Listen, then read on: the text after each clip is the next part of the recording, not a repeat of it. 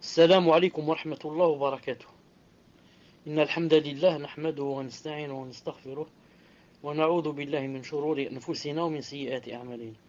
من يهديه الله فلا مضل له ومن يضلله فلا هادي له، وأشهد أن لا إله إلا الله وحده لا شريك له، وأشهد أن محمدا صلى الله عليه وسلم عبده ورسوله.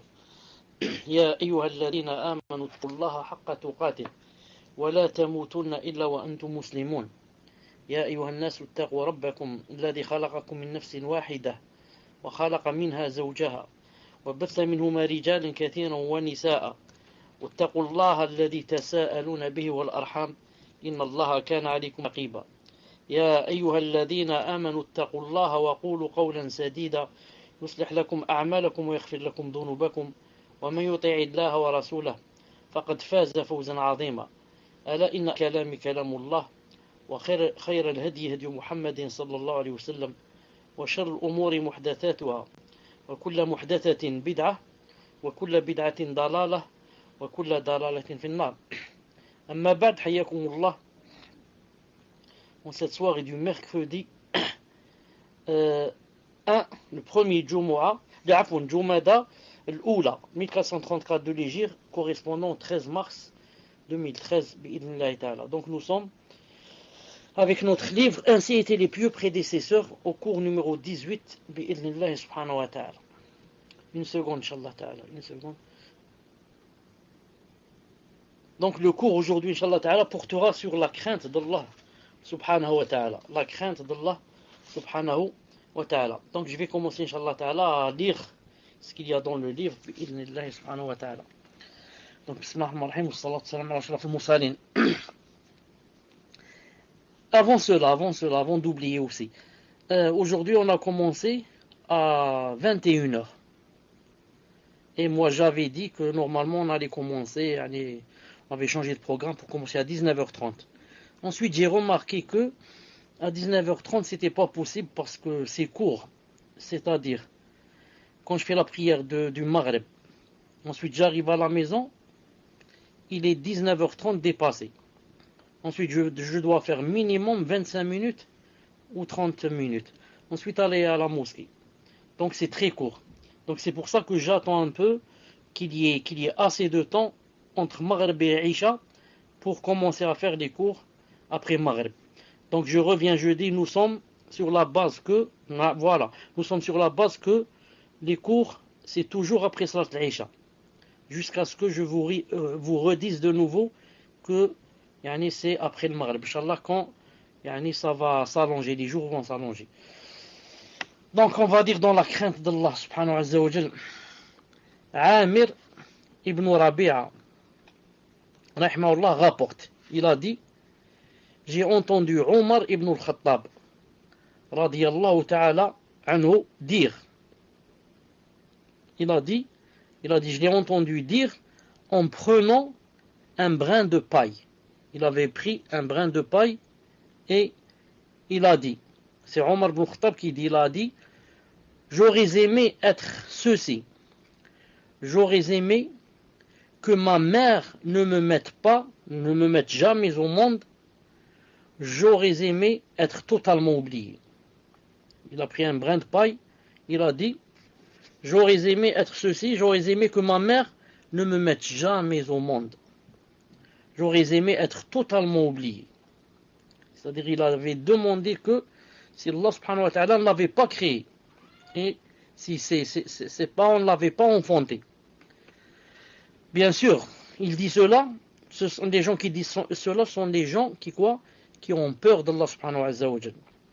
C'est pour ça que on dit de lui, ou de Abu Bakr Siddiq radiyallahu ta'ala anhu, qu'il a dit que si jamais, je crois que c'est surtout Omar qui a dit ça, il a dit, si jamais Yom al-Qiyamah, Allah subhanahu wa ta'ala me dit d'accéder au paradis. Il a dit, si je mets le pied droit dans le paradis, j'ai peur, et je ne suis pas encore apaisé, j'ai peur que Allah ta'ala me dise de revenir, marche arrière, et qu'il y a quelque chose qui va m'empêcher de rentrer au paradis. Ou bien il a dit, si jamais il me demande ou la m'ordonne d'entrer au paradis, ensuite qu'Allah Ta'ala dise attendez, il y a quelqu'un qui va pas rentrer, il a dit j'ai peur que ce soit moi. Donc je dis, les gens qui craignent Allah subhanahu wa ta'ala, qui ont peur de lui, toujours ont peur de ne pas rentrer au paradis et ont peur d'être jetés en enfer. Et le contraire est valable.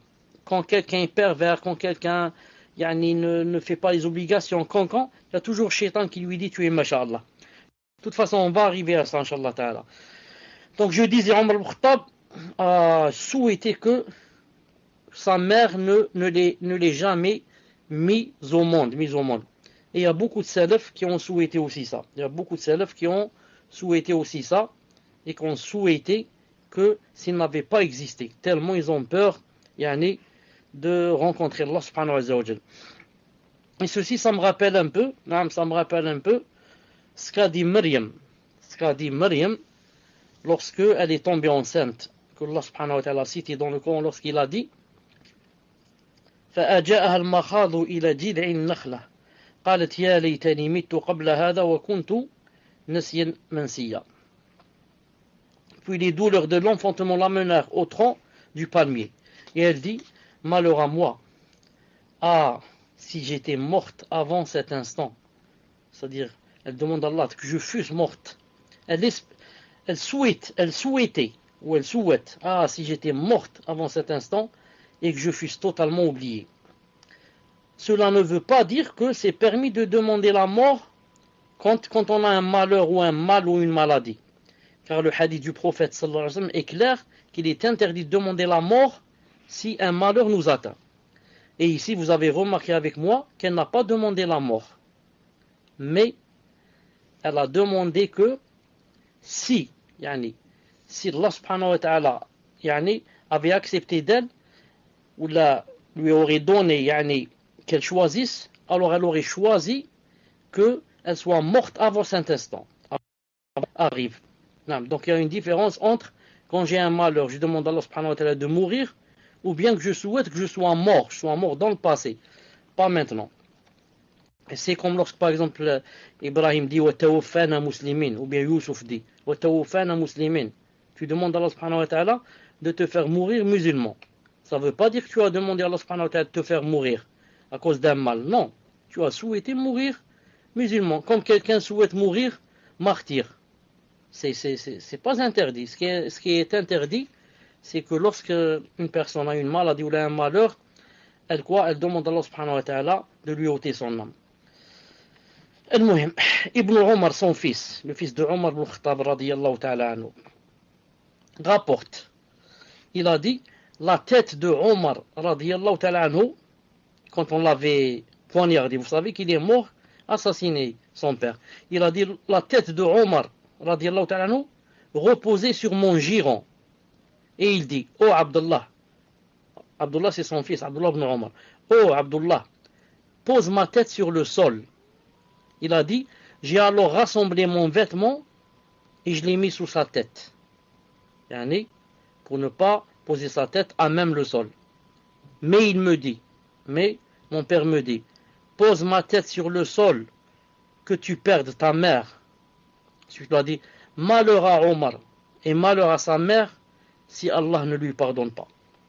Donc celui-là, il a été poignardé et son fils est venu vers lui, il a posé sa tête sur ses genoux, il n'a pas accepté. Il lui a dit, pose ma tête sur le sol. Son fils alors a mis sa tête sur des vêtements, ses vêtements lui a dit non, sur le sol. Pourquoi? C'est tout ce qu'il y a de plus, la modestie. La modestie et la peur d'Allah Ta'ala à un point que, mets-moi par terre. Je voudrais être par terre. Peut-être qu'Allah subhanahu wa ta'ala fera descendre sur moi sa miséricorde. Naam. Yunus rapporte, rahimahullah, il a dit Al-Hassan Basri a dit. Al-Hassan c'est Al-Hassan Basri. Il a dit Al-Hassan a dit par Allah, le croyant ne se lève et ne se couche qu'empli de tristesse. Par Allah, le croyant ne se lève et ne se couche qu'empli, c'est-à-dire rempli de tristesse. Ainsi, on le voyait, c'est-à-dire Al-Hassan, on le voyait quasi continuellement comme un homme frappé par un malheur.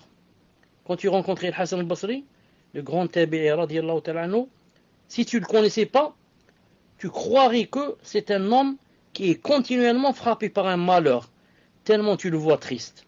Tellement tu le vois triste. Et bien sûr, triste pourquoi? Triste, c'est pas parce qu'il est pauvre, ni parce qu'il n'a pas construit une grande villa. Non. Triste, yani de peur, yani comment demain je vais rencontrer Allah subhanahu wa ta'ala et j'ai pas fait ce qu'il m'a dit de faire parfaitement et j'ai fait des péchés, ceci, cela, naam. Alors tu le trouves toujours triste, naam. Bishr ibn al-Mundir rapporte. Bishr ibn al-Mundir rapporte. Une seconde avant cela, naam. Il a dit, j'ai vu Al-Awza'i, rahimahullah, quasiment aveugle, en raison du recueillement. Il passait la nuit à prier, réciter le Coran et pleurer.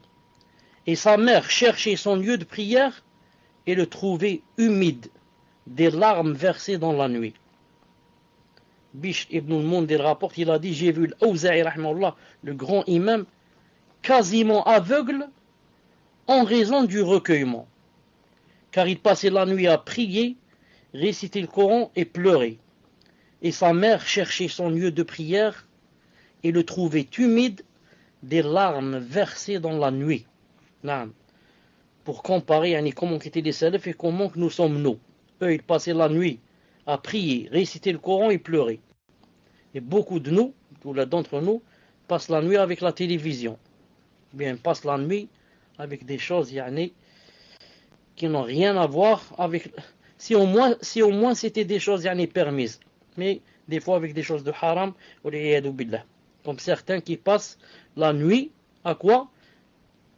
Dans le chatting. Ils passent la nuit avec des filles, ou bien des filles avec des garçons, peut-être toute la nuit.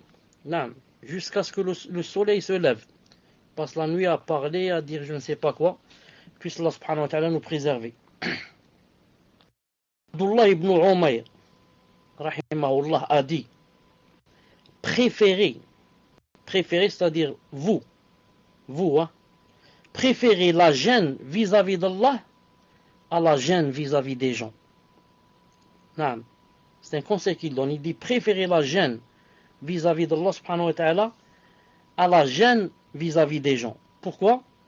Il y a des gens qui ont de la gêne vis-à-vis des gens. Mais quand ils sont seuls, par exemple, ils oublient la gêne vis-à-vis d'Allah subhanahu wa ta'ala. Il y a des gens qui, lorsqu'ils rencontrent les gens, ils se montrent qu'ils sont masha'Allah, qu'ils sont pieux, qu'ils ne disent pas n'importe quoi, qu'ils sont contre ceci, contre cela.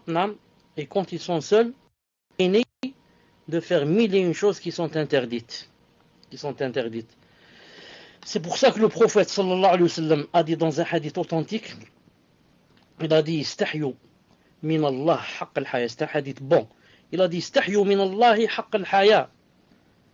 Ils lui ont dit à Rasulullah, inna nastahi haqq al-haya walhamdulillah.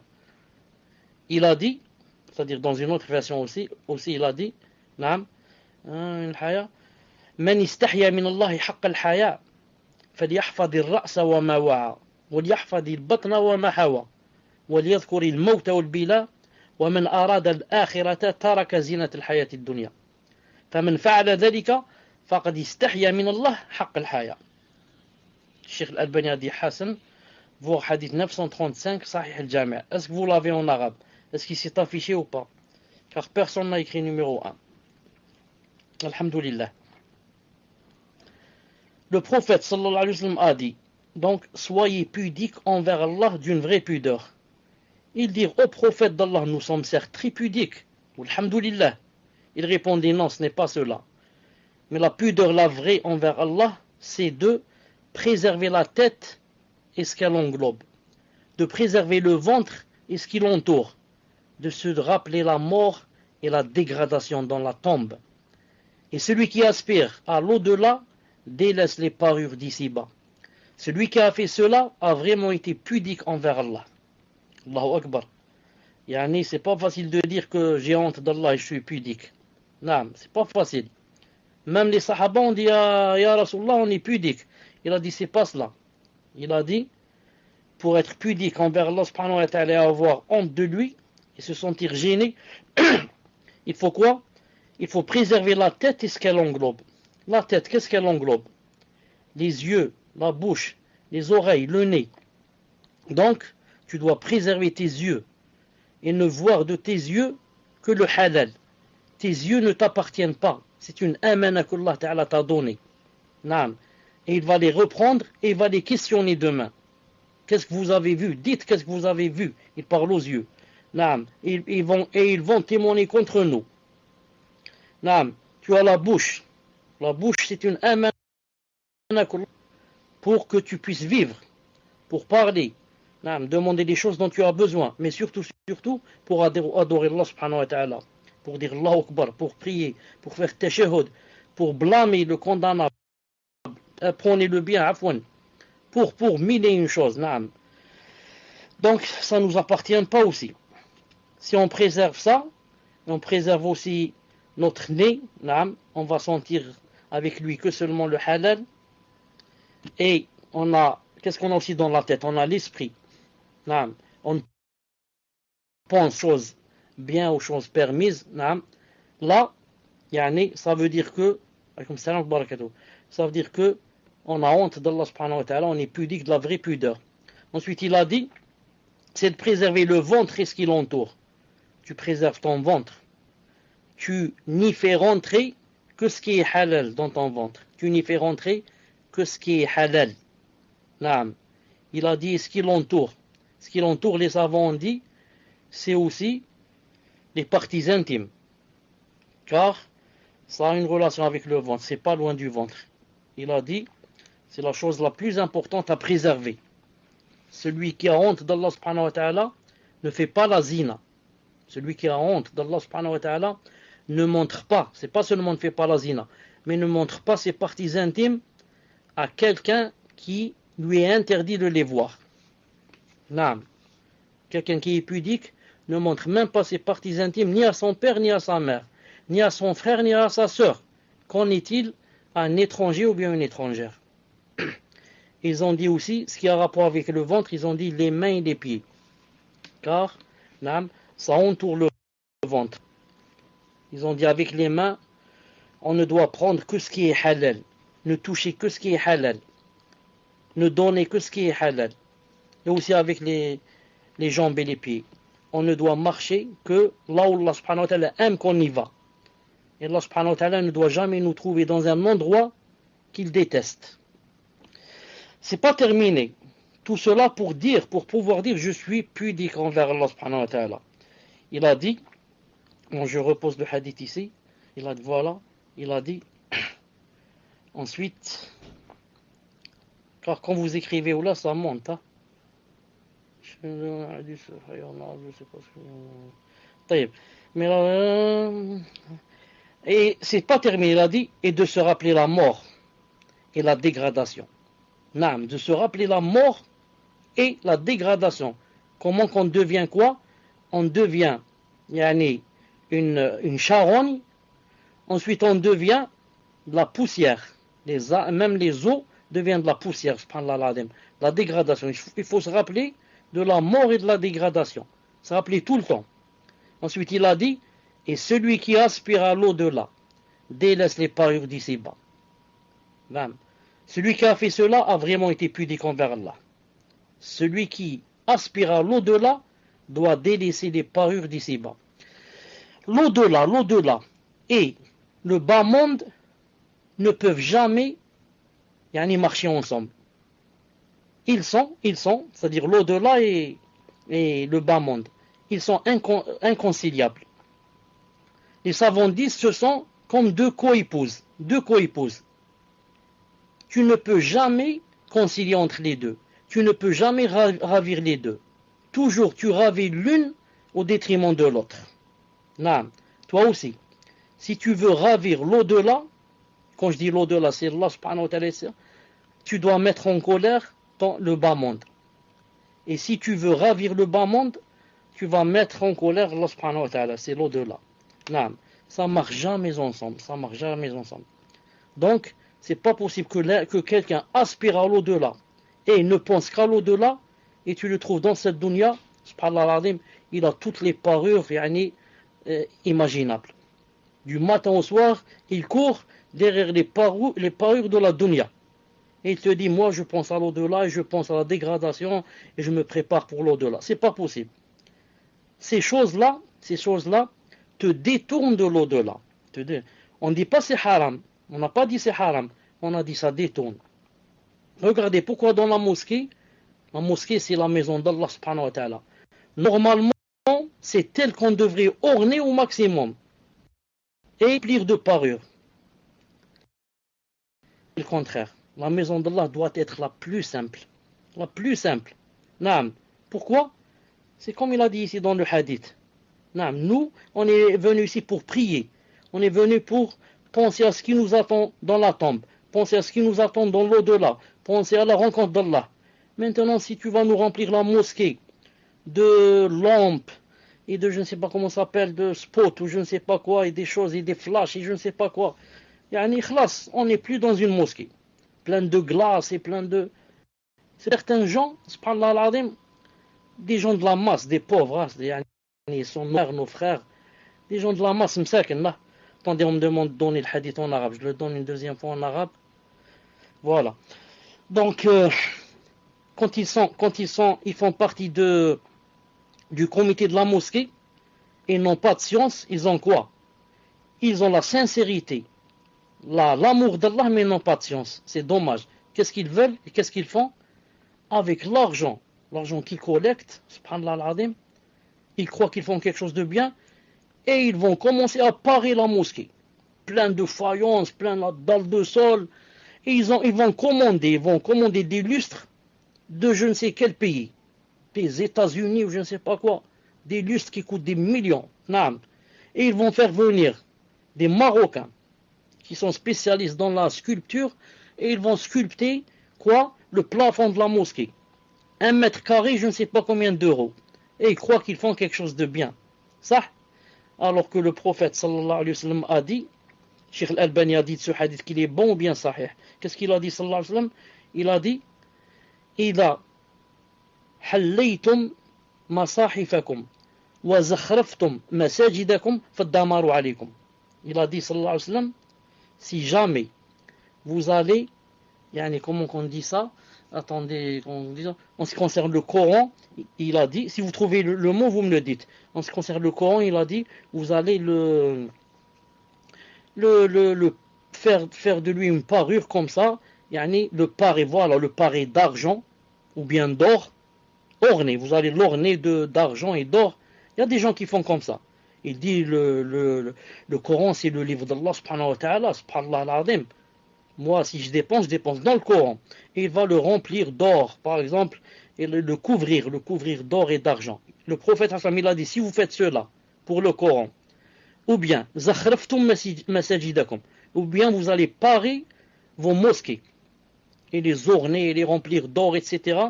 Il a dit, faddamar alaykum. Il a fait des doigts pour que Allah subhanahu wa ta'ala nous détruise.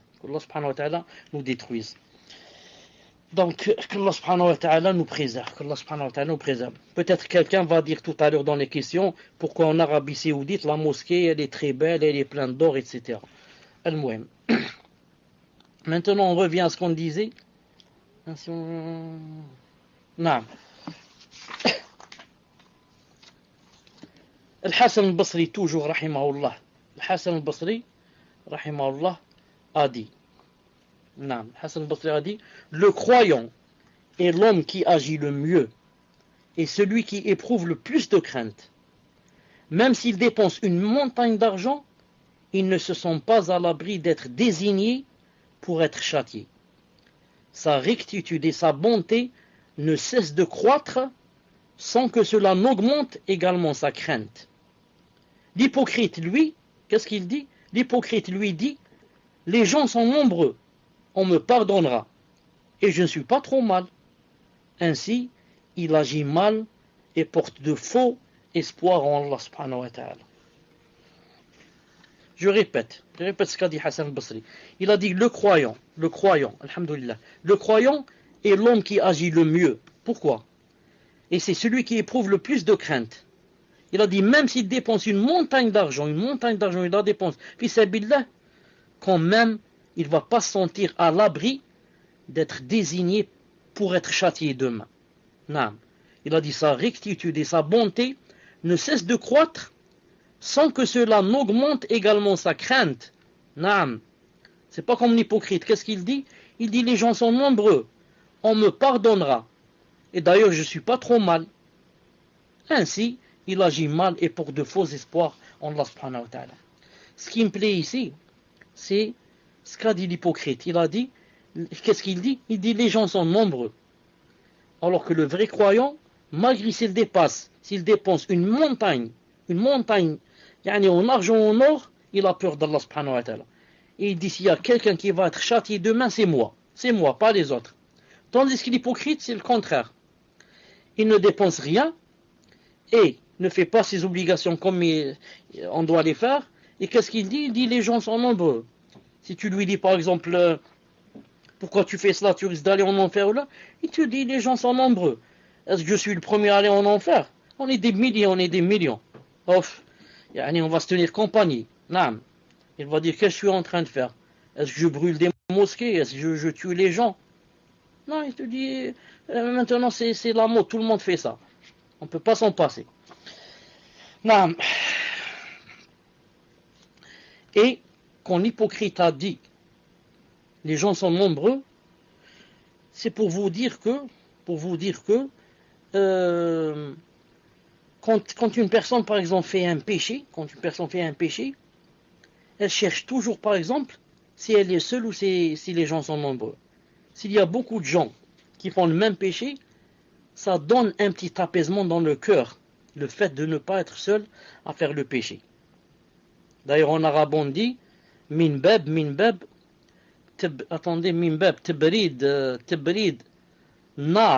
تبريد نار المعصية أو حرارة المعصية بالتأسي بالناظر. C'est-à-dire, par exemple, je donne un exemple. D'ailleurs, pourquoi je donne un exemple?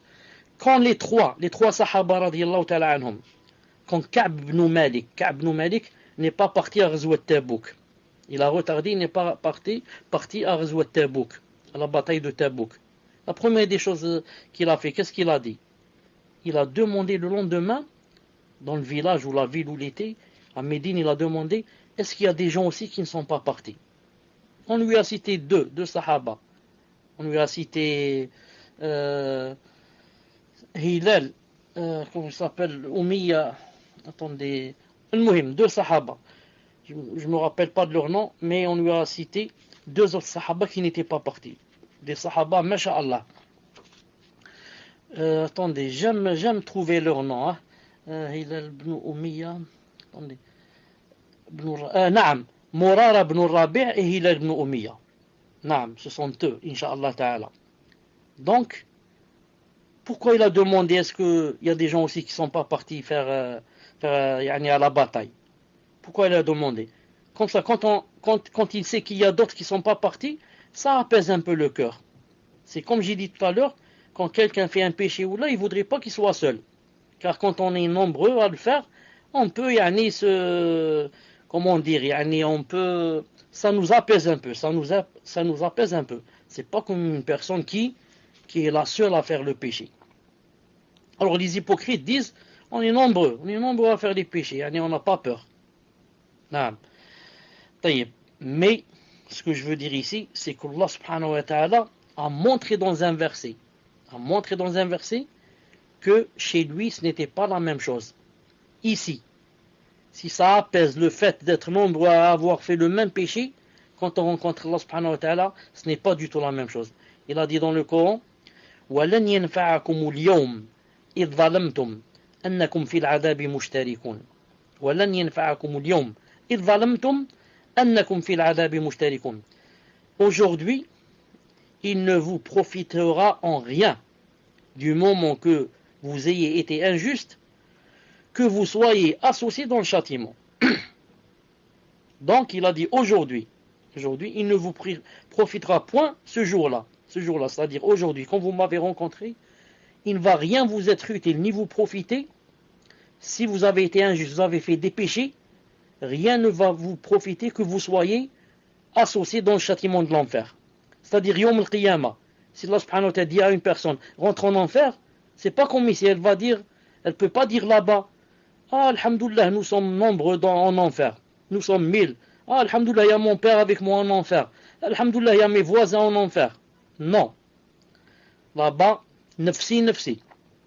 Là-bas, que tout le monde soit avec toi en enfer, que ton mari soit avec toi, que ton épouse, que tes enfants, que jamais ça va te profiter. Tu seras châtié, tu seras dans la torture, tu souffriras. Mais dans cette vie, non. Dans cette vie, si jamais on te fait rentrer, par exemple, en prison. Tu trouves là-bas des gens que tu connais, tu dis, Masha'Allah, alhamdoulilah, tu te sens apaisé. Si tu trouves ta famille, c'est encore mieux. Mais en enfer, non. Allah Ta'ala dit, il ne vous profitera point ce jour-là. Du moment que vous avez été injuste, vous avez fait des péchés, que vous soyez associés dans le châtiment. Naam. طيب. Abu Idris al-Khawlani rahimahullah a dit une phrase. La phrase que je vais dire me plaît beaucoup. Si c'était possible de l'écrire avec, comme on dit en arabe, min dhahab, avec de l'encre, mais pas de l'encre qu'on jette. Si on pouvait comment on dit, le faire fondre et écrire avec, j'aurais écrit avec cette phrase que je vais dire. Qu'a dit Abu Idris al-Khawlani, il a dit un cœur pur dans un vêtement sale est meilleur qu'un cœur sale dans un vêtement propre ou pur. Allahu Akbar. Un cœur pur, mais dans un vêtement sale, c'est mieux qu'un cœur sale dans un vêtement propre ou pur. Donc, le cœur pur dans un vêtement sale, ça peut être le croyant. Des fois, il est pauvre, il a des vêtements déchirés, des vêtements sales peut-être, mais son cœur est pur. Il adore Allah, il est sincère avec Allah, il est sincère avec les gens. Naam. Alors que l'hypocrite, tu le trouves dans un vêtement, masha'Allah. Comme a dit Allah subhanahu wa ta'ala, wa idha ra'aytahum tu'jibuka ajsamuhum. Allah ta'ala a dit, et si tu les vois, c'est-à-dire les hypocrites, leurs corps vont te plaire. De par la taille, ils sont assez gros parce qu'ils mangent bien, ils sont bien habillés. Subhanallah al-azim. Je disais l'hypocrite, un vêtement propre, masha'Allah, mais un cœur sale. Un cœur, sale, l'ayadu billah. Naam. Ubayd ibn Umayr, rahimahullah, a dit,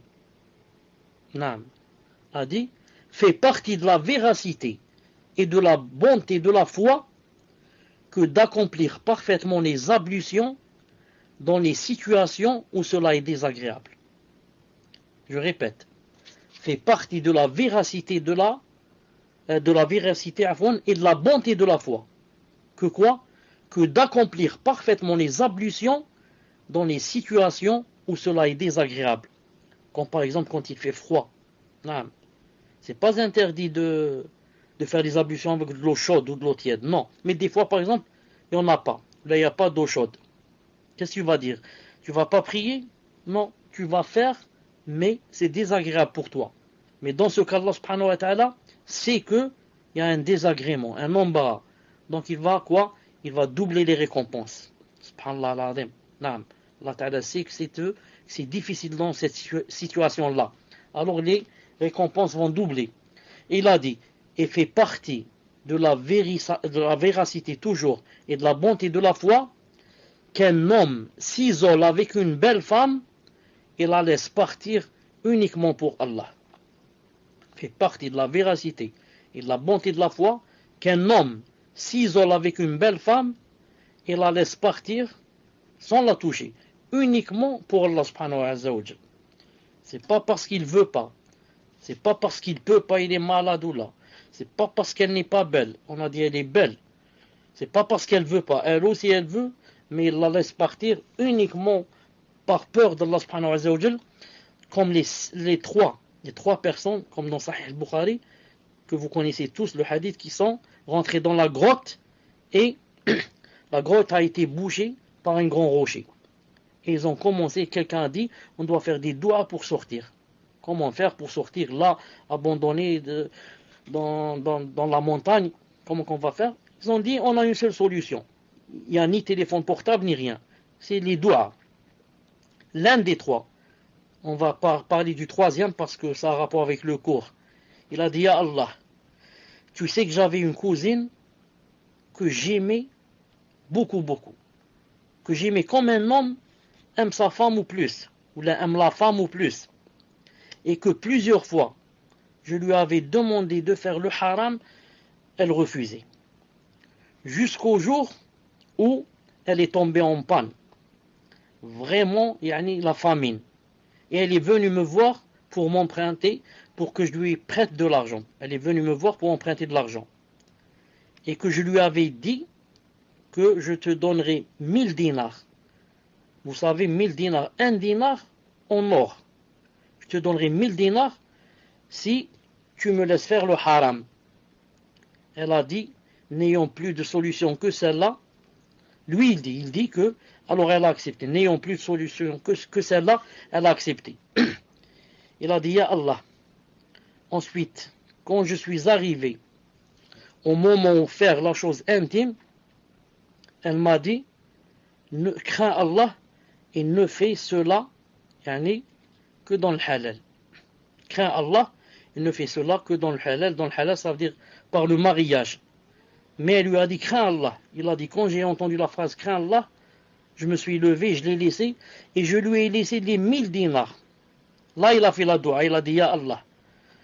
C'est-à-dire, vous savez ce que j'ai dans mon nefs, je ne sais pas ce qu'il y a dans votre nefs. Ya Allah, si je l'ai délaissé, j'ai pas fait le haram avec elle, et j'ai laissé les 1000 dinars, par ta crainte, car j'ai eu peur de toi, alors ya Allah, faites-nous une solution. Une solution à la difficulté où on est là, envahi, comment on dit, enseveli, sous la terre. Et, alhamdulillah, Allah subhanahu wa ta'ala, leur a ouvert, a éloigné d'eux, le rocher, et ils ont pu sortir de la grotte et aller chez eux. Donc, lui, il voulait beaucoup cette femme, cette cousine. Et l'occasion en aurait venu. Et alhamdulillah, il n'a pas fait. Pourquoi? Car elle lui a dit, crains Allah subhanahu wa ta'ala. Donc, c'est pas parce que lui, il voulait pas ou là, mais parce qu'il avait peur d'Allah subhanahu wa ta'ala. Et pouvoir s'arrêter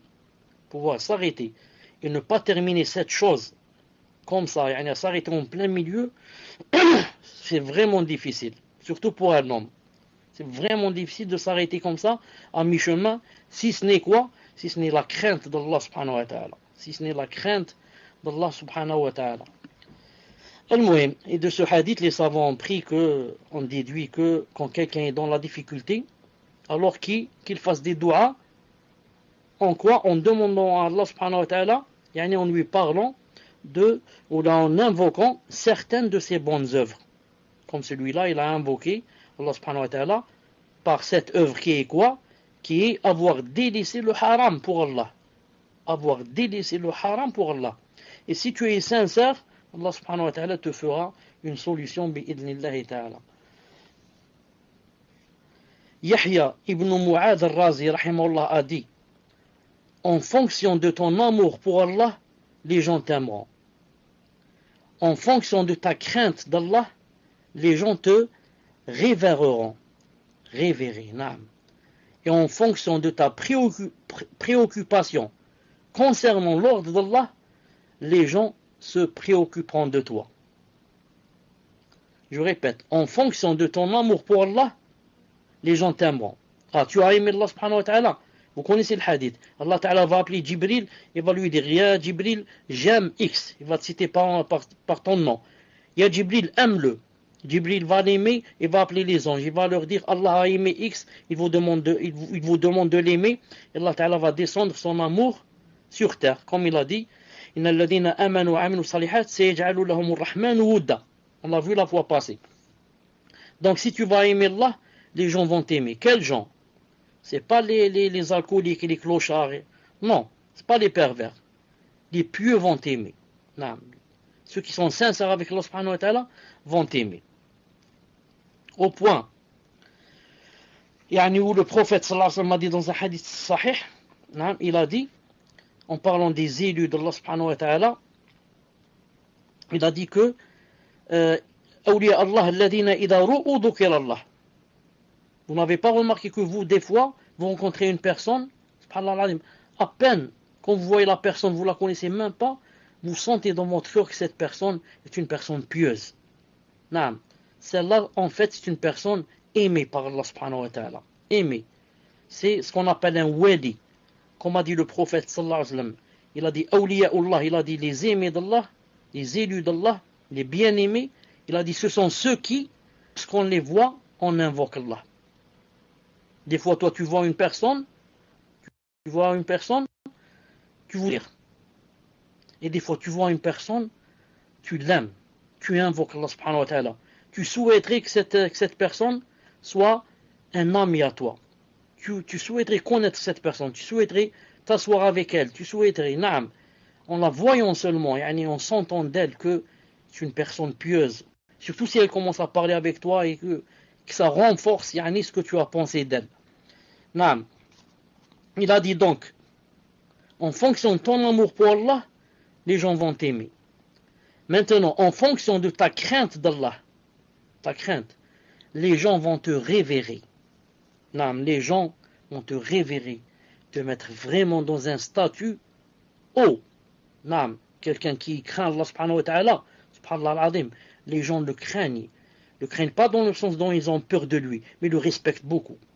C'est la crainte d'Allah qu'il a dans le cœur qui fait quoi que les gens tremblent devant toi. Est-ce que toi, par exemple, je donne un exemple, est-ce que toi, par exemple, si tu vois par exemple Cheikh Fawzan Assi, ou la Cheikh Rabi' ou la Cheikh Ibn Uthaymin, s'il était vivant, Allah yarhamou, et tu vas facilement comme ça, tu vas l'enlacer, tu vas le, comme un ami, tu vas lui parler comme ça? Non.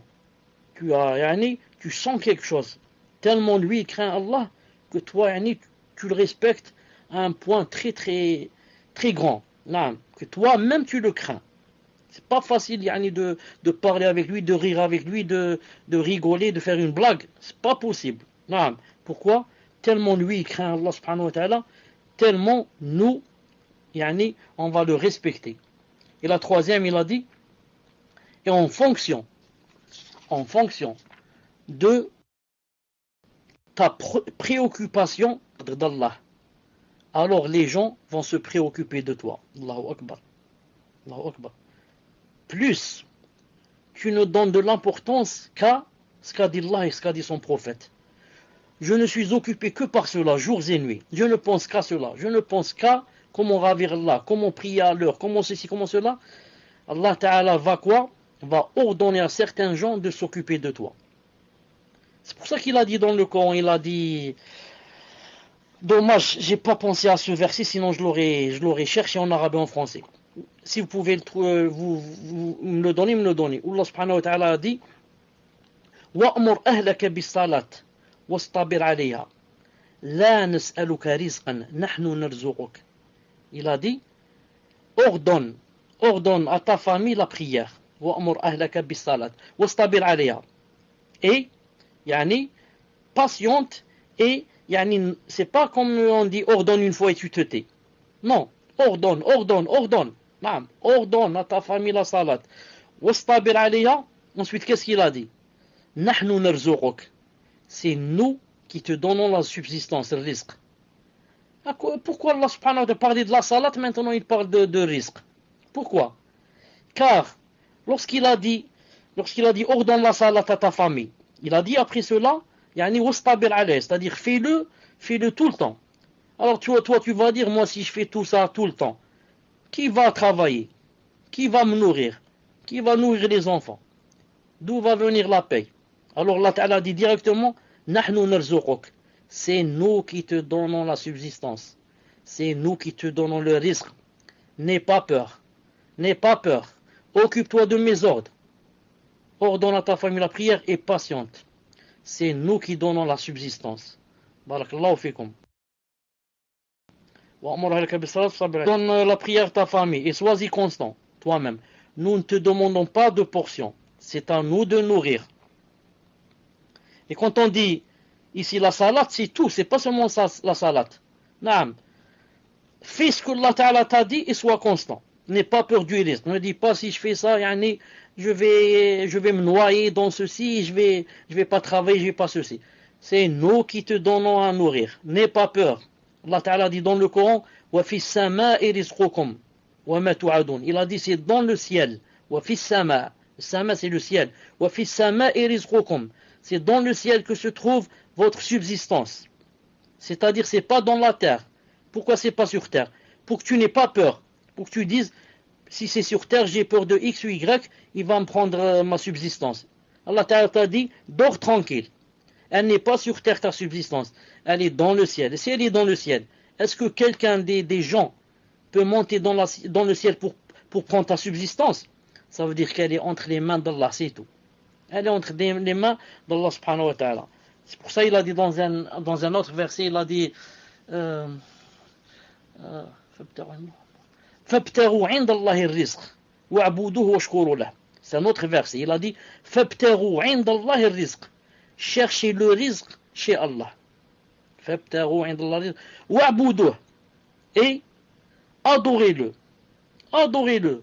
Adore Allah subhanahu wa ta'ala. Le rizq est chez Allah. Il n'est pas chez les gens. Il n'est pas chez les gens. Dors tranquille. نعم. طيب.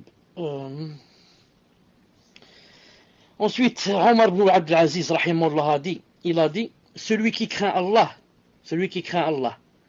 Allah le fera craindre de toutes choses. Et celui qui ne craint pas Allah, alors il craindra toutes choses. Allahu Akbar, c'est vrai. Celui qui craint Allah, Allah fera craindre toutes choses de lui. Ça veut dire que celui qui craint Allah, tout le monde, non, alors le craindra cette personne qui craint Allah subhanahu wa ta'ala. Et celui qui craint pas Allah, alors comme châtiment, il va craindre toutes choses. Non, il aura peur de tout le monde et de toutes choses. Pourquoi? Parce qu'il ne craint pas Allah subhanahu wa ta'ala. Mais celui qui craint Allah subhanahu wa ta'ala, il ne craint personne. Non, il ne craint personne. Pourquoi? Parce qu'il sait que tout vient d'Allah subhanahu wa ta'ala. Que mon but c'est d'adorer Allah subhanahu wa ta'ala. Non.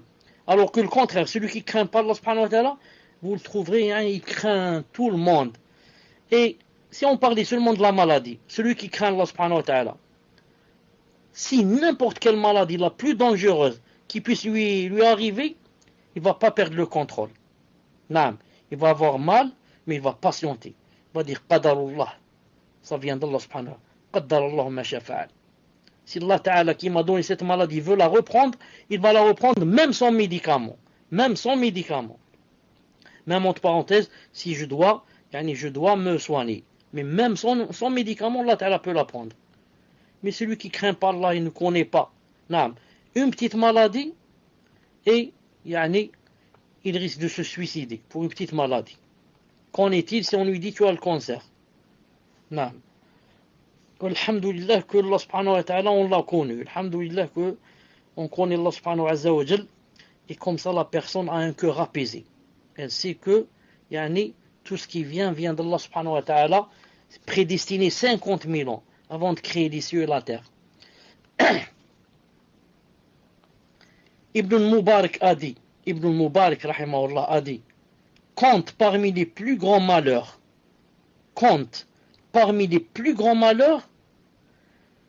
de connaître de soi un manquement, puis de ne pas s'en soucier et de ne pas s'en attrister. Je répète, il a dit, rentre dans les plus grands malheurs. C'est quoi l'un des plus grands malheurs? C'est de connaître de soi un manquement et de ne pas s'en soucier et de ne pas s'en attrister. Allahu Akbar. Si la personne a vraiment des manquements dans son dîn, et ni elle ne s'en soucie, ni elle s'en attriste. Ça veut dire quoi?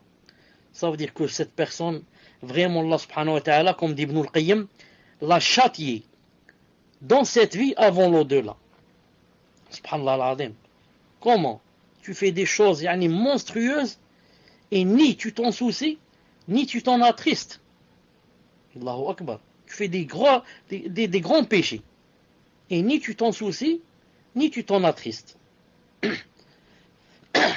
Et il y a plus grave que cela, c'est de ne pas voir, que je suis en train de faire un péché, par exemple.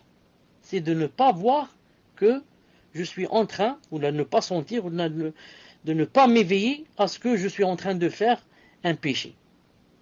Et il y a plus grave que cela, c'est quoi? Plus grave encore, c'est de voir ou de sentir que je suis en train de faire un péché, de voir ou de sentir que je suis en train de faire quelque chose, mais il me semble que c'est quelque chose de bien. Alors là, c'est vraiment grave. Donc les gens sont trois catégories. Celui qui fait par exemple le péché et qui ne remarque pas.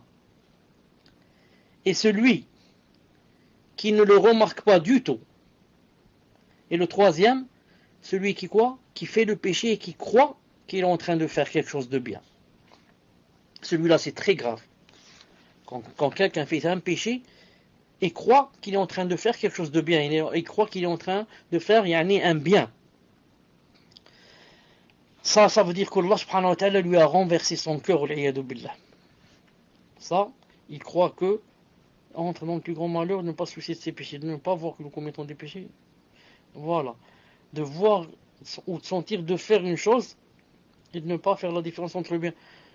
C'est pas seulement ne pas faire la différence, mais encore croire que le mal qu'on a fait est un bien. Si la personne atteint ce degré, billah, ça veut dire que Allah Ta'ala lui a renversé son cœur. Vous savez que les cœurs sont entre les deux doigts d'Allah subhanahu wa ta'ala, il les renverse comme il veut.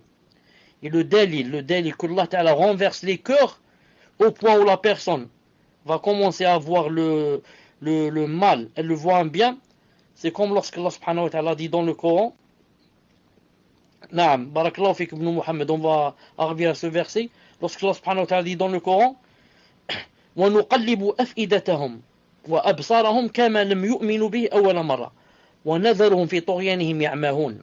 C'est-à-dire, et nous renverserons leurs cœurs et leurs yeux pour ne pas y avoir cru la première fois, et nous les laisserons marcher aveuglement dans leur tyrannie. Ce qui nous... Le cours ici, c'est quoi? Le témoin du cours, et nous renverserons leurs cœurs et leurs yeux. Allahu Akbar. Certaines personnes, Allah Ta'ala leur a renversé leurs cœurs et leurs yeux. Au point où, la bid'a, il voit que c'est une sunna. Le péché, il voit que c'est un bien, c'est quelque chose de bien. Naam. Le munkar, le blâmable, il voit que c'est quelque chose qu'il faut prescrire au lieu de proscrire. Et comme ça. Certaines personnes, khlas, ont un cœur renversé et même des yeux renversés au l'iyadu billah. C'est pour ça qu'Allah Ta'ala dit dans le Coran, il a dit أَفَمَنْ زُيِّنَ لَهُ سُوءُ عَمَلِهِ فَرَأَوْ حَسَنًا فَإِنَّ اللَّهَ يُضِلُّ مَنْ يَشَاءُ وَيَهْدِي مَنْ يَشَاءُ فَلَا تَذْهَبْ نَفْسُكَ عَلَيْهِمْ حَسَرَاتٍ إِنَّ اللَّهَ عَلِيمٌ بِمَا يَصْنَعُونَ. Il a dit, et quoi? Il a dit, celui à qui on a enjolivé sa mauvaise action au point qu'il la voit belle. Donc il y a des personnes, il a dit, à laquelle on a enjolivé la mauvaise action, au point où il la voit belle. Mais Allah égare qui il veut, ça veut dire il est égaré, il guide qui il veut. Ensuite, il y a Mohammed ne se répondent donc pas en regret pour eux. C'est pas la peine de te répondre en regret pour eux. Allah est parfaitement savant de ce qu'il fabrique. Donc le cours ici, c'est quoi? Celui à qui on a enjolivé, embelli sa mauvaise action au point où il la voit belle. A'udhu billah. Ça, c'est un châtiment d'Allah subhanahu wa ta'ala. Pour certaines personnes, des choses très mauvaises, il va les enjoliver à leurs yeux, au point où ils vont voir qu'elle est belle. Comme a dit Allah subhanahu wa ta'ala dans Sourate Al-Kahf. Sourate Al-Kahf, il a cité ça aussi. Il a dit الَّذِينَ ضَلَّ سَعْيُهُمْ فِي الْحَيَاةِ الدُّنْيَا وَهُمْ يَحْسَبُونَ أَنَّهُمْ يُحْسِنُونَ صُنْعًا. Ceux dans l'effort dans la vie présente, c'est égaré, alors qu'ils s'imaginent faire le bien. Ceux dans l'effort dans la vie présente, c'est un égarement, alors qu'ils croient qu'ils sont en train de faire du bien. Naam. Et il a dit aussi فريقا هدى وفريقا حق عليهم الضلالة إنهم اتخذوا الشياطين أولياء من دون الله ويحسبون أنهم مهتدون والعياذ بالله. Il guide une partie tandis qu'une autre partie a mérité l'égarement. Pourquoi? Parce qu'ils ont pris au lieu d'Allah les diables pour alliés. Et ils pensent qu'ils sont bien guidés. Ils pensent qu'ils sont bien guidés. Donc, ils pensent, et dans l'autre il a dit, ils s'imaginent faire le bien. Et comme ça. Donc, vous voyez que c'est pas toute personne qui dit que je suis sur le droit chemin, ça veut dire qu'elle est dans le droit chemin. C'est possible que cette personne soit égarée, qu'elle dise je suis dans le droit chemin. C'est pour ça que maintenant, si vous allez parler avec un rafidi, les chiites, qu'est-ce qu'il va dire? Il va dire c'est moi qui suis sur le vrai chemin. Moi, je suis de la famille du prophète. Et vous, vous êtes des égarés, vous, les al-sunnah, les wahhabites. Vous êtes des égarés, les salafs, vous. Comme ça, il pense. Pourquoi? Parce que Allah subhanahu wa ta'ala a renversé son cœur. Non. Et comme ça, les ahbash, comme ça, toutes les sectes égarées. Donc, qu'est-ce qu'on va dire? On va dire ce n'est pas toute personne qui dit ou qui pense ou qui s'imagine qu'elle est dans la droiture que ça veut dire elle l'est. Mais il faut qu'elle le prouve. Il faut qu'elle prouve avec le Coran et la Sunna qu'elle est dans la droiture. Et que ce n'est pas le shaitan qui lui a embelli. Yani le mal pour le voir en bien. طيب. Où est-ce qu'on était? نعم. مورق العجلي rahimahullah a dit je n'ai trouvé comme exemple pour illustrer la situation du croyant que celui d'un homme sur un bout de bois au milieu des flots qui invoque Seigneur, Seigneur afin qu'Allah le sauve. C'est comme ça le croyant. Tout le temps il croit quoi? Il croit que classe, il va être châtié et il va rentrer en enfer. Ce n'est pas comme les autres, ils croient le contraire. Ils font du matin au soir des péchés et ils croient qu'ils seraient le premier à aller au paradis. Non, le vrai croyant du matin au soir, il a peur.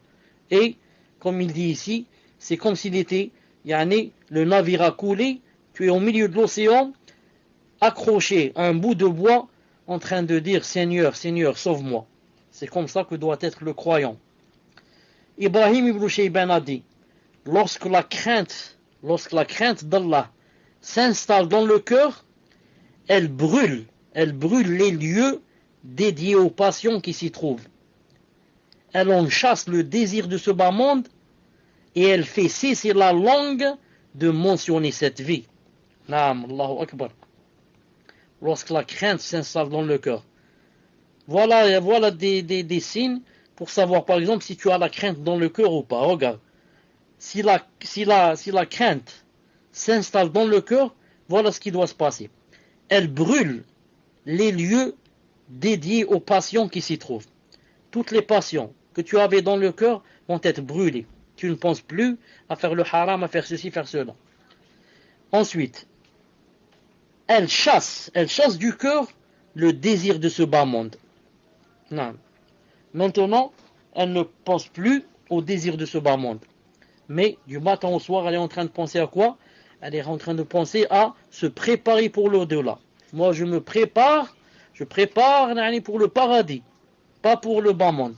Et troisièmement, elle a dit, et surtout ça, et cette crainte-là qui vient de s'installer dans le cœur, fait cesser la langue de mentionner cette vie. Fait cesser la langue de parler tout le temps de cette vie, de ce bas monde. Le prophète sallallahu alayhi wa sallam n'a-t-il pas dit dans un hadith authentique, il a dit اكثروا من ذكر هذه اللذات. Il a dit اكثروا, يعني multiplier l'invocation, le mentionnement de quoi? De celui qui détruit les passions, c'est-à-dire la mort. Comme ça a dit le prophète sallallahu alayhi wa sallam. Il a dit multiplier l'invocation de la mort. À chaque fois, tu es seul, que tu penses à la mort, à la mort, à la mort, à la mort, à la mort. Ça va te freiner. Ça va, te permettre de faire sortir la dunya de ton cœur. Et les autres, c'est le contraire. Ils ne pensent que ce bas monde. Acheter ceci, acheter cela, construire ceci, cela, du matin au soir. Et il meurt comme ça, sans s'être préparé, et sans n'avoir jamais pensé à la mort, et encore moins sans s'être préparé. Naam. Plus tu parles de la mort et tu penses à la mort, plus tu t'y prépares. Plus tu t'y prépares. D'ailleurs, il y avait un hadith que j'ai oublié. Attendez, quand il a dit... Non, c'est pour ça quand on a demandé au prophète sallallahu alayhi wa sallam, on lui a demandé, c'est qui l'akiyas? L'akiyas, c'est, si je puis dire en français, je ne sais pas si je vais trouver le mot en français, mais c'est un hadith authentique, l'Albani a dit authentique. L'akiyas, c'est, si je puis dire, débrouillard. Hein, celui qui se débrouille, qui sait vite, il a une voiture, il a ceci, il fait rentrer de l'argent. On lui a dit à Rasulullah, c'est qui les débrouillards? L'akiyas. Il a dit, Aktharuhum lil mawti dhikran. Il a dit, ce sont ceux qui, invoquent la mort plus que les autres. Vous voyez, chez nous, le débrouillard, c'est celui qui, il peut te faire entrer 1000 euros par jour. Ah, masha'Allah, c'est un débrouillard celui-là. Ah, bon, masha'Allah. Facilement, il te fait rentrer 1000 euros par jour. Oh, celui-là, c'est un vrai débrouillard. Le hadith a dit non. Il a dit, les débrouillards, ce sont ceux qui, multiplient l'invocation de la mort. Naam. Il n'a pas terminé, il a dit, wa aktharuha isti'dadan laha. Et ce sont ceux qui, après avoir invoqué beaucoup la mort, s'y sont préparés. Car ça ne sert à rien d'invoquer la mort et je ne sais pas, et d'aller boire l'alcool. Non, invoquer la mort et s'y préparer. Non, c'est un hadith authentique. Saïd ibn Jubayr, rahimahullah, dit, il reste beaucoup, hein. Je vais aller un peu vite. Saïd ibn Jubayr il a dit, la véritable crainte consiste à craindre Allah Azza wa Jal jusqu'à ce que ta crainte s'interpose entre toi et ton péché. Voilà, c'est ce que je disais. La véritable crainte, c'est quoi? Consiste à craindre Allah Azza wa Jal jusqu'à ce que cette crainte s'interpose entre toi et ton péché. Il a dit, c'est la véritable crainte. Ensuite, la véritable mention d'Allah Azza wa Jal, le dhikr, consiste en l'obéissance à Allah Azza wa Jal. Ainsi, celui qui obéit à Allah l'aura mentionné, alors que celui qui ne lui obéit pas ne l'aura pas réellement mentionné, même s'il multiplie les glorifications en lecture du Coran. Masha'Allah. Naam. Donc, la véritable crainte, naam, consiste à craindre Allah subhanahu wa ta'ala jusqu'à ce qu'il y ait entre toi et le péché quoi? Une barrière. S'il y a une barrière entre toi et le péché, ça veut dire que tu as vraiment craint Allah subhanahu wa ta'ala. Et la véritable mention d'Allah, dhikr Allah, quand tu dis moi je mentionne Allah, la véritable mention consiste en l'obéissance à Allah subhanahu wa ta'ala. Et toute personne qui a obéi Allah, elle a mentionné. Non, toi quand tu obéis Allah, ça veut dire qu'au moins dans ton cœur tu as mentionné Allah, ensuite tu vas aller faire une obéissance. Il a dit alors que celui qui ne lui obéit pas ne l'aura pas réellement mentionné. Celui qui fait des péchés n'a pas réellement mentionné Allah, même si du matin au soir il lit le Coran et ne cesse de glorifier Allah subhanahu wa ta'ala. Non. D'ailleurs ça me rappelle certains versets. Regardez par exemple le verset qui va venir pour prouver que si vraiment la personne a peur d'Allah, elle devrait s'éloigner des péchés. Ce n'est pas seulement s'asseoir et dire subhanallah, alhamdulillah, subhanallah, alhamdulillah, subhanallah, alhamdulillah, la ilaha illallah, Allahu akbar du matin au soir comme font les soufis. Ensuite, quand ils sortent dehors, c'est plein de péchés. Non, c'est plein de péchés. Regardez lorsque Allah subhanahu wa ta'ala a dit وَبُرِّزَتِ الْجَحِيمُ لِمَنْ يَرَى فأما من طاغى وآثر الحياة الدنيا فإن الجحيم هي المأوى. Sourate An-Nazi'at. Allah Ta'ala a dit l'enfer sera pleinement visible à celui qui regardera. C'est-à-dire demain, Allah Ta'ala va nous exposer l'enfer. Chacun va le voir. Il a dit quant à celui qui aura dépassé les limites et aura préféré la vie présente, alors l'enfer sera ce refuge. Donc quand Allah Ta'ala va faire venir l'enfer et sera visible, il y aura deux sortes de gens. Le premier, celui qui a dépassé les limites tara et a préféré la vie présente. Alors celui-là, résultat, l'enfer sera son refuge. Deuxième. وأما من خاف مقام ربه ونهى النفس عن الهوى فإن الجنة هي المأوى. Le deuxième, quant à celui qui aura redouté de comparaître devant son Seigneur, il aura peur, il avait peur de comparaître devant son Seigneur, et il a préservé son âme de la passion, celui-là, le paradis sera son refuge. Le témoin, c'est quoi ici le témoin? Le témoin, quant à celui qui avait peur de comparaître devant son Seigneur et a préservé son âme de la passion. Naam, c'est pas seulement il a peur, il faisait le haram. Non, il a peur, il a préservé son âme de la passion. Naha nafs anil hawa. Celui-là, alors le paradis sera son refuge. Donc ça ne sert à rien de dire j'ai peur. Naam, ou de larmoyer avec les yeux, si quoi? Si tu fais toujours les péchés. Naam, si tu fais toujours le péché. Ça ne sert à rien de larmoyer ou de dire et de crier tu prends un microphone ou là et tu cries, ou là un haut-parleur et tu cries j'ai peur d'Allah, j'ai peur, c'est pas vrai. Tu fais le péché. Donc, pour que le paradis soit ton refuge, il faudrait que, en ayant peur d'Allah subhanahu wa ta'ala, tu aies préservé ton âme des passions. Ton âme, tu l'éloignes des passions. Celui-là, alors le paradis sera son refuge. Naam. Abu Ja'far ibn Abu al-Hussein disait au milieu de la nuit. Naam. Abu Ja'far ibn Abi al-Hussein, ibn Ali ibn al-Hussein, disait au milieu de la nuit. Il disait, Ya Allah, tu m'as ordonné et je n'ai pas obéi. Tu m'as réprimé, mais je n'ai pas cessé. Voici ton serviteur devant toi qui s'excuse. Ya Allah, tu m'as ordonné et je n'ai pas obéi. Tu m'as réprimé, mais je n'ai pas cessé. Voici ton serviteur devant toi qui s'excuse. Donc celui-là, qu'est-ce qu'il disait? Il disait au milieu de la nuit. Donc ça veut dire quoi? Ça veut dire au moins si une personne fait des péchés, au moins si elle levait la nuit, si elle se levait la nuit et faisait des ablutions et priait et se prosterner et demander à Allah subhanahu wa ta'ala de lui pardonner. Au moins si elle faisait ça. Mais on parle des gens qui font les péchés, qui s'endorment jusqu'au matin, qui s'en foutent. Naam, ils disent, oh, on est nombreux, hein, on est nombreux, on sera tous en enfer. Hein, ça ne me fait pas peur. L'essentiel, je ne rentre pas tout seul en enfer. Comme ça, ils disent. Abu Usama rapporte, il a dit, Sufyan Thawri, rahimahullah, est tombé malade. Alors j'ai porté ses urines à un docteur. Hein, pour les gens qui disent que c'est pas bien de se soigner. Voilà, Sufyan Thawri. Le imam des imams. Quand il est tombé malade, on a pris ses urines pour que le médecin les voit. Comme de nos jours, on fait les analyses. Alors, quand le médecin a vu l'urine, ou là, les urines de Sufyan Thawri, qu'est-ce qu'il a dit? Il a dit, c'est là l'urine d'un homme dont la tristesse, c'est-à-dire la crainte d'Allah, a fondu le foie. Il n'a aucun remède. Naam. Cet homme n'a plus aucun remède. C'est l'urine de quelqu'un dont la tristesse a fondu le foie. Allahu Akbar.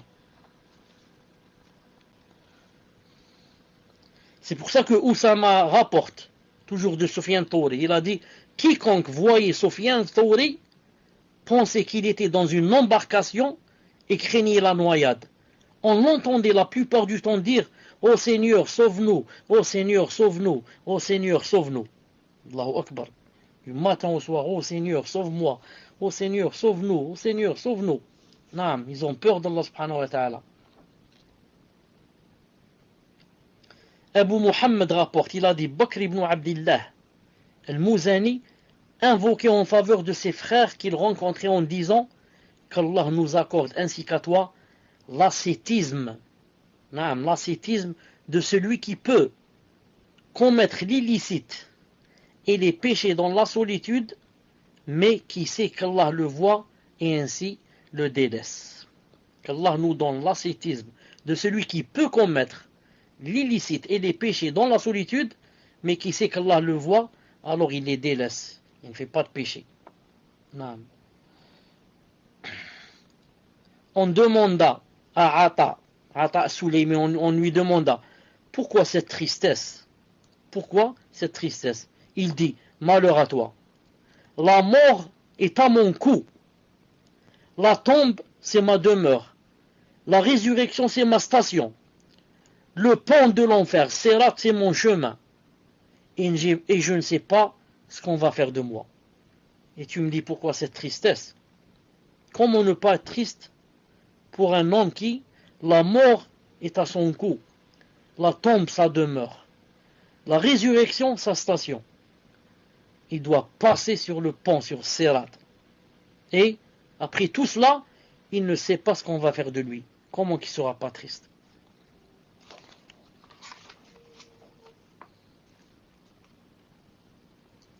On rapporte que l'imam Ahmed, rahimahullah, l'imam Ahmed, très connu, disait, il a dit, la peur m'empêche de manger et de boire. Et lorsque je me rappelle la mort, je méprise tout ce bas monde. Il a dit, ce ne sont pas de réels aliments et vêtements. Ce ne sont que peu de jours, et rien n'est équivalent à la pauvreté. Non. Il a dit, la peur m'empêche de manger et de boire. Et lorsque je me rappelle la mort, je méprise tout ce bas monde. Je méprise tout ce bas monde. Ce ne sont pas de réels aliments et vêtements. Ce ne sont que peu de jours, et rien n'est équivalent à la pauvreté. En fait, la pauvreté aide beaucoup la personne à approcher vers Allah subhanahu wa ta'ala. Car la richesse, comme vous savez, elle peut être un frein, surtout pour quelqu'un de faible, il va commencer à acheter des choses, à courir derrière des choses, à courir derrière la vie, il a tellement d'argent qu'il va oublier Allah subhanahu wa ta'ala, qu'il va pas faire les prières à l'heure, qu'il va pas faire l'aumône, qui ceci, cela. Non. On demanda, une seconde,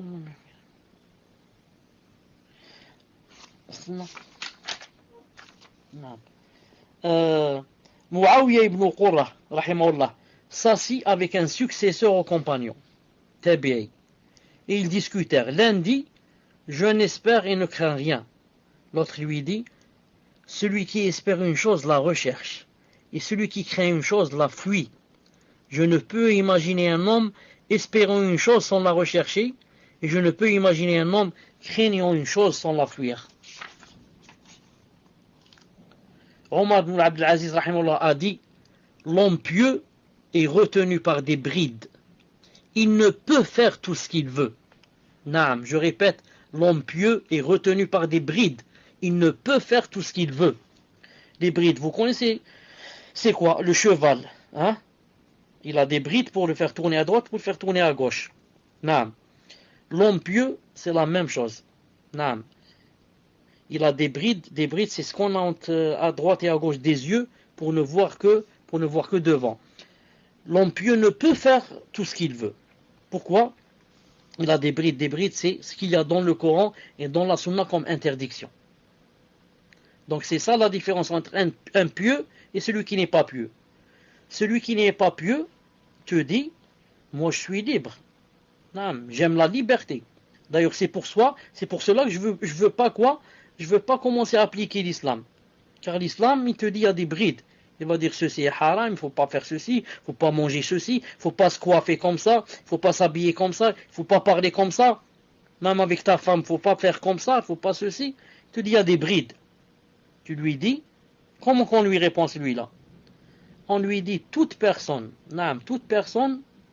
doit avoir quoi? Doit adorer. Donc choisis. Ou bien tu adores Allah subhanahu wa ta'ala, ou bien tu adores tes passions et shaitan. Toute personne a été créée pour adorer. Toute personne. Il n'y a pas une personne qui peut vivre sans adorer. Si quelqu'un dit, moi je n'adore personne, on lui dit, tu mens. Tu adores tes passions. Tu adores shaitan. Tu fais tout ce que tu veux. Non. Tandis que nous, non. Nous, on fait ce que Allah Ta'ala veut et son prophète alayhi salam. Il y a une grande différence entre le musulman et l'autre et entre le pieux et l'autre. Non. Ka'b ibn al-Ahbar rahimahullah, a dit, pleurer par crainte d'Allah m'est préférable au fait de donner en aumône mon poids en or. je répète, pleurer par crainte d'Allah, mais préférable au fait de donner en aumône mon poids en or. Naam, pleurer par crainte d'Allah, comme vous savez, ça fait partie des 7 personnes. Ça fait partie des 7 personnes qui, Allah Ta'ala, va ombrager Yawm al-Qiyamah. Il a cité parmi les 7, il a dit, une personne étant seule à invoquer Allah Subhanahu wa Ta'ala à pleurer. Donc, tu peux, toi, si tu étais riche, tu peux donner des kilos d'or en aumône, si tu étais vraiment, richissime. Mais, peut-être que tu ne pourrais jamais pleurer, fissabillah. Car ce n'est pas quelque chose que tu peux avoir avec de l'argent là. C'est quelque chose qui vient de l'amour d'Allah et de la crainte d'Allah. Donc maintenant, une personne qui arrive, quand elle est seule, je dis, pas devant les gens, qui arrive à pleurer quand elle est toute seule, c'est que vraiment qu'Allah subhanahu wa ta'ala l'a élevée dans un haut statut. Quand je lis le Coran, je pleure. Quand je pense aux pauvres, je pleure. Quand je pense à l'au-delà, je pleure. Quand je pense à la tombe, je pleure. Et comme ça. Ça veut dire que vraiment, j'ai atteint un degré, masha'Allah, dans l'obéissance d'Allah subhanahu wa ta'ala. Et je termine en lisant cette phrase. On demanda à Abu Hazim, rahimahullah, on lui demanda, comment se déroule l'arrivée devant Allah? Dis-nous, comment se déroule l'arrivée devant Allah? Il répondit, masha'Allah, comment il a répondu, écoutez ce qu'il a dit. Très simple. Comment se déroule l'arrivée devant Allah? Il a dit, celui qui a obéi à Allah, il est semblable à l'absent qui revient auprès des siens qui l'attendent. C'est-à-dire après une longue durée. Quant au pécheur, quand il va rencontrer Allah, il est semblable à l'esclave fugitif qui s'est enfui, qui revient à son maître en colère. Subhanallah al-Azim. Quand on va rencontrer Allah subhanahu wa ta'ala, on sera de 2 sortes.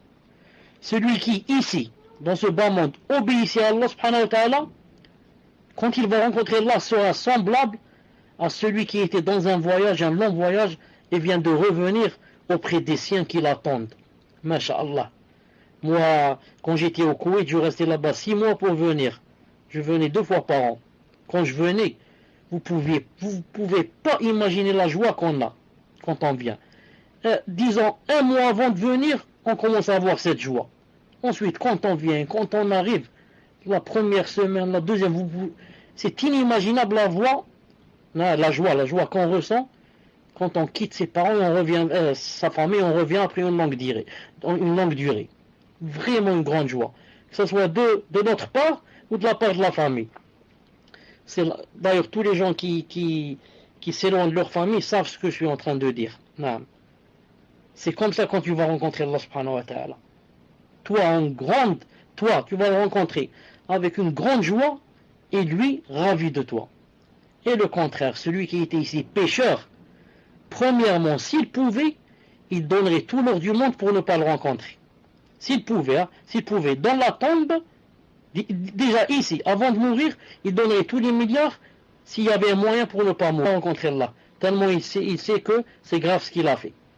Ensuite, dans la tombe, il aurait donné tous les milliards pour rester dans la tombe et ne pas aller au jour de la résurrection. Et le jour de la résurrection, Allah a dit dans le Coran, il aurait donné tout ce qu'il y a aussi en or pour qu'il n'aille pas en enfer. Non. Il a dit quant au pécheur, il est semblable à l'esclave fugitif. Tu as un domestique, un esclave, il s'est enfui. On l'a attrapé, on l'a rattrapé, on te l'a ramené. Non. Donc il revient à son maître en colère. Il sait que c'est grave ce qu'il attend avec son maître. Ya Allah, faites de sorte, lorsqu'on va vous rencontrer, Allah subhanahu wa ta'ala, faites de sorte que on soit du premier genre. De celui qui revient, auprès des siens qui l'attendent. Faites, Ya Allah, de sorte que quand on va vous rencontrer, on soit du genre